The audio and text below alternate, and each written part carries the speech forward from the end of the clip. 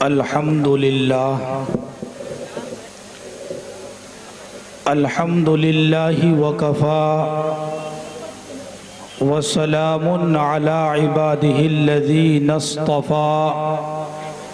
اما بعد فقد قال اللہ تبارک وتعالی فی القرآن المجید والفرقان الحمید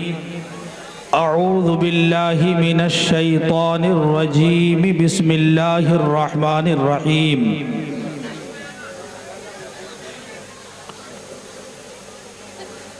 انا نحن نزلنا الذکر وانا له لحافظون قال رسول اللہ صلی اللہ علیہ وسلم سبعۃ یظلهم اللہ فی ظلہ یوم لا ظل الا ظلہ الامام العادل وشاب نشأ فی عبادت ربہ ورجل قلبہ معلق فی المساجد ورجلان تحابا فی اللہ اجتمعا علیہ وتفرقا علیہ ورجل طلبته ذات منصب وجمال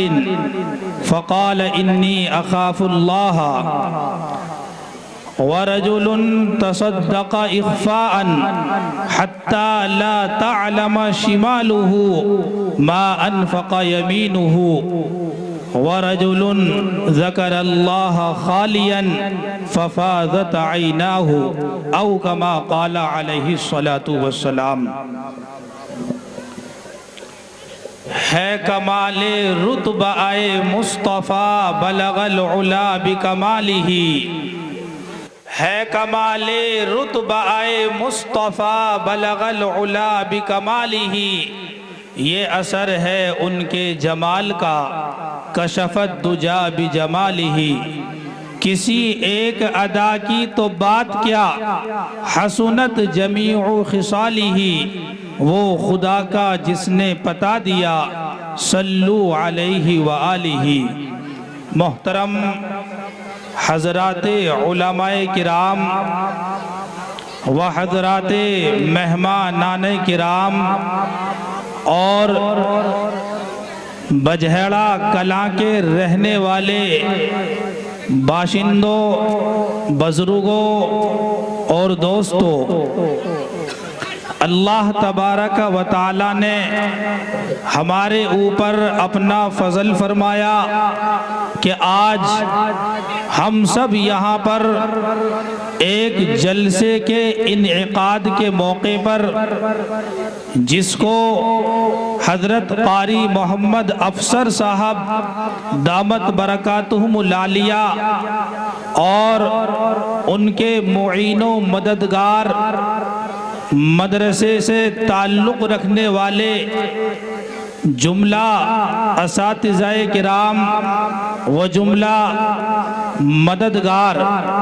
ان سب نے محنت اور کوشش کر کے حضرات علماء کرام کو دور دراز سے دعوت دے کر کے بلوایا علماء کرام نے ان کی آواز پر لبیک کہتے ہوئے ہاں کر دیا جس کے نتیجے میں آج کے اس اجلاس کا انعقاد کیا گیا بہرحال ہم جب بھی ہم کلام ہوتے ہیں تو راہ کے پتھر بھی غلام ہوتے ہیں ہم جب بھی ہم کلام ہوتے ہیں تو راہ کے پتھر بھی غلام ہوتے ہیں تہذیب ایمان نے سکھایا ہے ہمیں تہذیب ایمان نے سکھایا ہے ہمیں کہ ہم تہذیب ایمان نے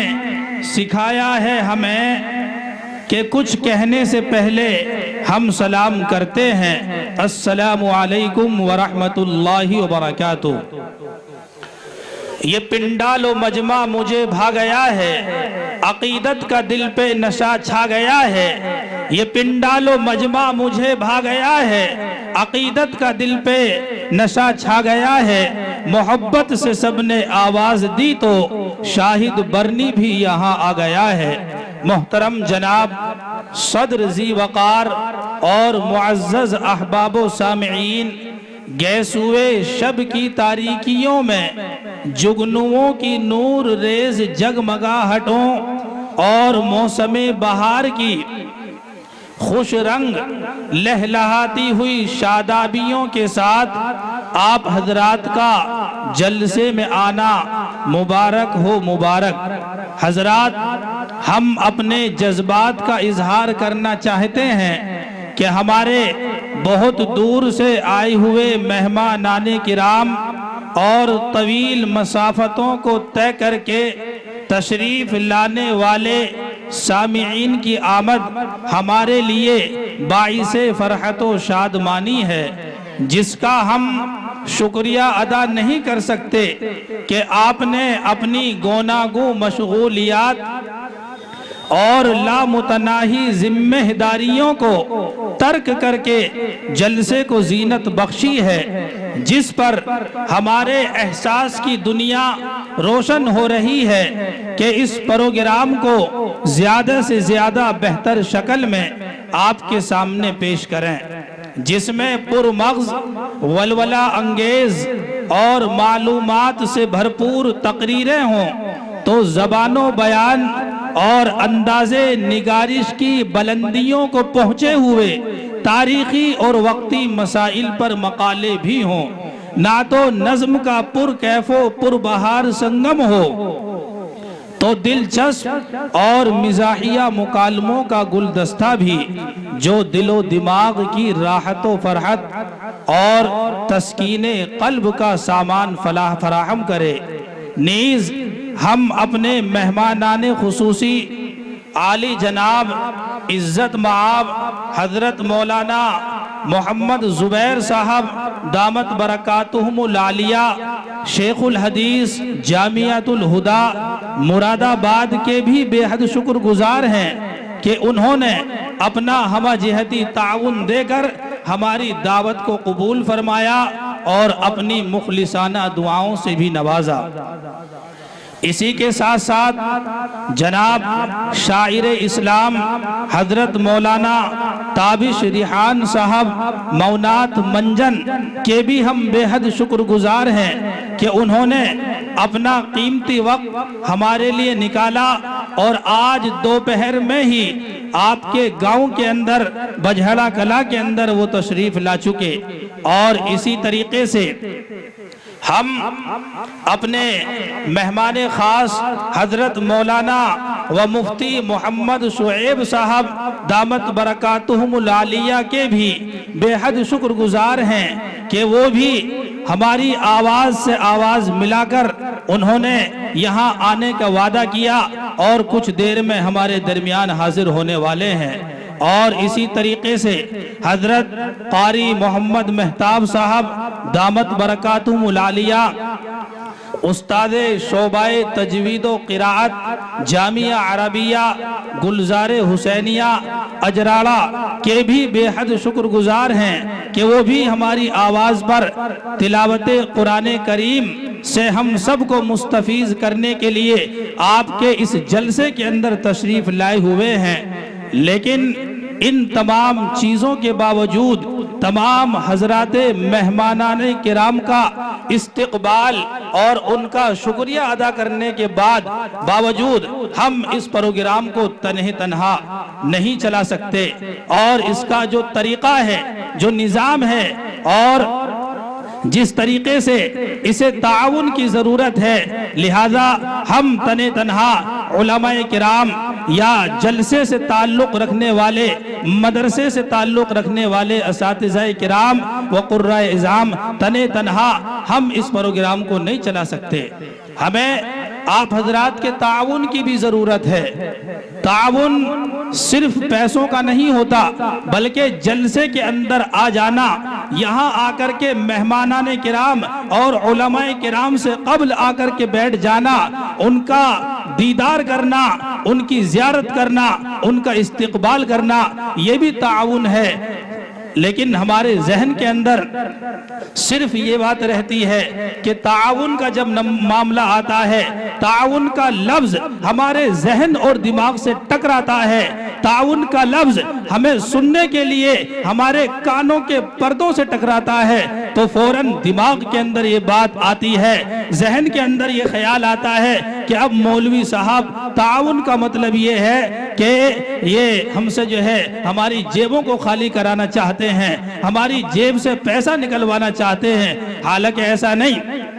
قرآن کریم کے اندر اللہ تبارک و تعالیٰ نے ارشاد فرمایا ہے وَتَعَاوَنُوا عَلَى الْبِرِّ وَالتَّقْوَى وَلَا تَعَاوَنُوا عَلَى الْإِثْمِ وَالْعُدْوَانِ، کہ ایک دوسرے کا تعاون، ایک دوسرے کی مدد نیکی اور تقوی پر کرو اور گناہ پر اور زیادتی پر ایک دوسرے کا تعاون نہ کرو۔ یعنی گناہ سے کسی کو بچا دینا یہ اس کا تعاون ہے، یہ اس کی مدد ہے۔ تو بہرحال میں یہ عرض کر رہا تھا کہ ہمیں آپ کے تعاون کی ضرورت ہے۔ آپ اگر ہمارے کاندھے سے کاندھا ملا کر یہاں ہمارے روبرو بیٹھیں گے تو ہم امید کرتے ہیں کہ ہمارا یہ پروگرام انشاءاللہ تعالی آج کی اس رات میں کامیاب و کامران ہوگا۔ اگر کسی وجہ سے آپ کی طرف سے کوئی سستی اور لاپرواہی کا مظاہرہ کیا گیا، کسی بھی قسم کی غفلت کا شکار یہ پروگرام آپ کی طرف سے ہوا تو یقیناً میں یہ بات کہہ دینا چاہتا ہوں کہ آج کا یہ پروگرام ناکامی کی طرف جو ہے گامزن ہو جائے گا۔ اس لیے آپ حضرات تشریف لائیں، جو حضرات ادھر ادھر کھڑے ہوئے ہیں یا پنڈال کے اندر ابھی آنے کے بعد کھڑے ہوئے ہیں یا راستے میں کھڑے ہوئے ہیں یا آ رہے ہیں، تو آنے والوں سے میری گزارش یہ ہے کہ وہ ذرا جلدی آ جائیں، چونکہ یہاں پر دینی محفل کا اور دینی مجلس کا انعقاد ہونے والا ہے۔ محترم بزرگوں اور دوستو، میں نے آپ حضرات کے سامنے اللہ کے رسول صلی اللہ علیہ وسلم کی ایک حدیث پڑھی۔ قال رسول اللہ صلی اللہ علیہ وسلم، اللہ کے رسول صلی اللہ علیہ وسلم نے ارشاد فرمایا سبعۃ یظلہم اللہ فی ظلہ یوم لا ظل الا ظلہ، کہ کل قیامت کا میدان ہوگا، سورج سوا نیزے پر ہوگا، انسان کا دماغ ہانڈی کی طرح کھولتا ہوا ہوگا، بلکہ بعض کتابوں کے اندر لکھ دیا کہ کھولتے کھولتے یہ دماغ ناک کے راستے سے بہہ کر کے باہر نکل جائے گا۔ لہذا ایسے وقت میں، ایسے موقع پر کل قیامت کے میدان میں، قیامت کے دن کوئی سایہ سروں کے اوپر نہ ہوگا کہ سورج کی تپش سے بچا جا سکے۔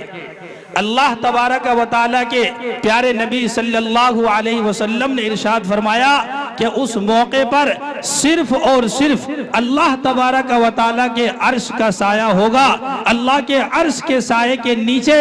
اللہ جس کو چاہے گا جگہ عطا فرمائے گا اور اس کا دماغ ہانڈی کے کھولنے کی طرح سے بچ جائے گا۔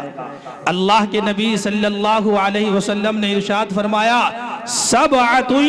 یظلہم اللہ فی ظلہ یوم لا ظل الا ظلہ، کہ 7 قسم کے لوگ ہیں جن کو اللہ تبارک و تعالی کل قیامت کے دن اپنے عرش کے سائے میں جگہ عطا فرمائے گا۔ کتنے قسم کے لوگ ہیں؟ 7 قسم کے لوگ ہیں جن کو اللہ تبارک و تعالی اپنے عرش کے سائے میں جگہ عطا فرمائے گا۔ ان میں سے اللہ کے رسول صلی اللہ علیہ وسلم نے سب سے پہلے ارشاد فرمایا کہ الامام العادل، امام عادل، انصاف کرنے والا بادشاہ، انصاف کرنے والا ذمہ دار۔ اگر کوئی آدمی کسی ملک کا ذمہ دار ہے، حاکم ہے، وزیر اعظم ہے یا اسی طریقے سے راشٹرپتی ہے یا اسی طریقے سے کوئی کسی صوبے کا ذمہ دار ہے، کوئی کسی گاؤں کا ذمہ دار ہے، اور اخیر میں اگر یہ کہہ لیا جائے اس دائرے کو بہت چھوٹا کر کے، اگر کوئی آدمی اپنے گھر کا ذمہ دار ہے تو لہذا وہ بھی امام عادل کے درجے میں آتا ہے۔ اللہ کے نبی نے فرمایا کہ کل قیامت کے دن جن 7 لوگوں کو اللہ اپنے عرش کے سائے میں جگہ عطا فرمائے گا، ان میں سب سے پہلا شخص جو ہے وہ انصاف کرنے والا بادشاہ ہے۔ یعنی لوگوں کے درمیان انصاف کرنے والا جو بھی شخص ہے، اللہ تبارک و تعالی کل قیامت کے دن اس کو اپنے عرش کے سائے میں جگہ عطا فرمائے گا۔ بہرحال 7 قسم کے لوگ ہیں، علماء کرام آپ کے درمیان تشریف لائیں گے۔ میں مقرر نہیں بلکہ ناظم کی حیثیت سے آپ کے درمیان آیا ہوں، چند باتیں آپ کے سامنے اس وجہ سے ذکر کر رہا ہوں تاکہ میری آواز کو سن کر، شاہد برنی کی آواز کو سن کر لوگوں کو لگے کہ ہاں جلسے گاہ کے اندر جلسہ شروع ہو چکا ہے، اور آپ علماء کرام کے آنے سے پہلے حضرت قاری محمد مہتاب صاحب دامت برکاتہم العالیہ کی تلاوت کلام پاک کے شروع ہونے سے پہلے جلسے گاہ کے اندر آ جائیں اور ہمارے آنے کی محنت یہاں پر وصول ہو جائے، ہم قرآن کریم کو باضابطہ صحیح طریقے سے سنیں اور اس کے اوپر عمل پیرا ہو جائیں۔ تو بہرحال میں یہ عرض کر رہا تھا کہ الامام العادل سب سے پہلا شخص جس کو اللہ تبارک و تعالی اپنے عرش کے سائے میں جگہ عطا فرمائے گا قیامت کے دن، وہ ہے انصاف کرنے والا بادشاہ۔ اللہ کے نبی نے دوسری حدیث کے اندر ارشاد فرمایا کہ کلکم راعٍ وکلکم مسئول عن رعیتہ، کہ تم میں سے ہر ایک ذمہ دار ہے، اور کل قیامت کے دن اللہ تبارک و تعالی تم میں سے ہر ایک سے اپنے ماتحتوں کے بارے میں سوال کرے گا کہ تم نے اپنے نیچے اور اپنے زیر اثر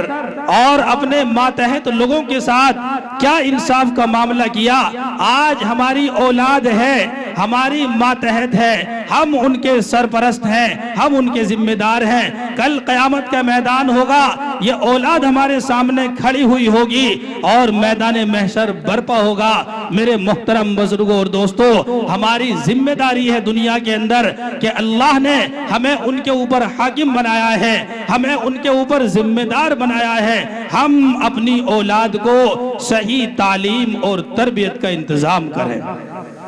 صحیح تعلیم اور تربیت اور صحیح راستہ ان کو دکھلائے۔ اللہ تبارک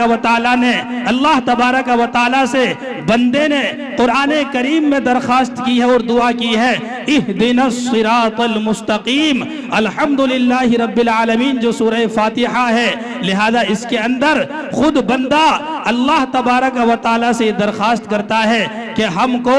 سیدھے راستے کی ہدایت فرما، ہمیں سیدھا راستہ دکھلا۔ تو جو ہمارے ماتحت لوگ ہیں، جو ہماری اولاد ہے، چاہے لڑکے ہوں یا لڑکیاں ہوں، بچے ہوں یا بچیاں ہوں، لہذا ہماری ذمہ داری ہے کہ ہم اپنے بچوں کو صحیح راستہ دکھلائیں اور صحیح تعلیم سے ان کو آراستہ کریں۔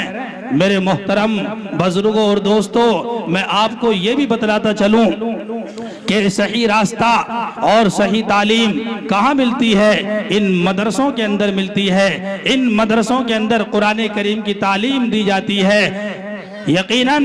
اگر آپ نے اپنی اولاد کو صحیح طریقے سے تعلیم نہیں دی اور ان کو صحیح راستہ نہ بتلایا، کل قیامت کا میدان ہوگا، یہ اولاد ہمارے سامنے کھڑی ہوئی ہوگی اور کہے گی کہ یہ میرے والد محترم ہیں، میں ان کے زیر اثر تھا، میں ان کی کفالت میں تھا، یہ میرے ذمہ دار تھے، لیکن انہوں نے اپنی ذمہ داری کا حق ادا نہیں کیا۔ اس لیے اپنی اولاد کے ساتھ انصاف کرو اور انہیں ان مدرسوں کے اندر پڑھنے کے لیے قرآن کریم کی تعلیم سیکھنے اور سکھانے کے لیے بھیجو۔ بہرحال یہ پہلا شخص ہوا. میری بات یاد رکھنا، درمیان میں مجھے موقع ملتا رہے گا بار بار آنے جانے کا. 7 قسم کے لوگ میں نے آپ کے سامنے بیان کیے ہیں کہ جن کو کل اللہ تبارک و تعالی اپنے عرش کے سائے میں جگہ عنایت فرمائے گا. ان میں سے پہلا ہے انصاف کرنے والا حاکم، انصاف کرنے والا بادشاہ، انصاف کرنے والا ذمہ دار. باقی 6 باقی ہیں. انشاءاللہ تعالی جیسے موقع ملتا رہے گا میں آپ کے سامنے موقع دیکھ کر چوکا مارتا رہوں گا.